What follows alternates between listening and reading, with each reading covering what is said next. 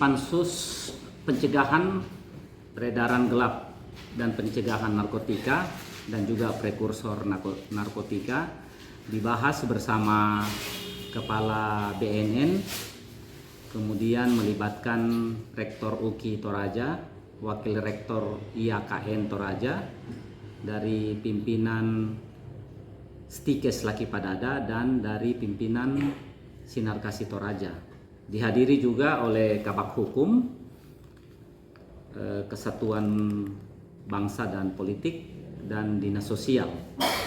Jadi Pansus mengajak semua pihak dan mitra yang terlibat di dalam proses pembahasan rancangan peraturan daerah P4GN ini dalam rangka untuk melengkapi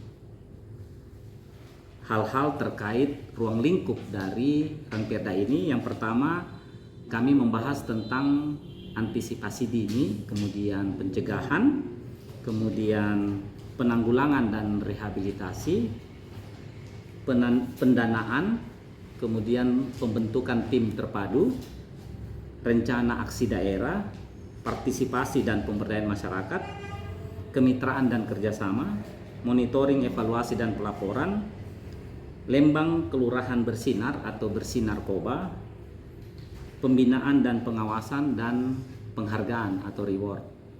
Jadi peraturan daerah ini dibuat dan melibatkan semua pemangku kepentingan atau stakeholder agar Ranperda yang kami bahas ini menjadi rujukan dalam rangka meminimais pencegahan peredaran dan juga prekursor narkotika di Kabupaten Tanah Toraja.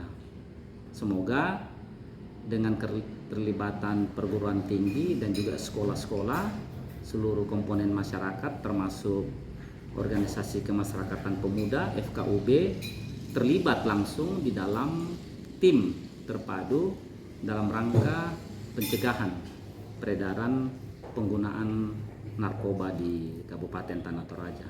Jadi itu saja yang menjadi poin penting dalam pembahasan panitia khusus DPRD tentang Ranperda P4GN.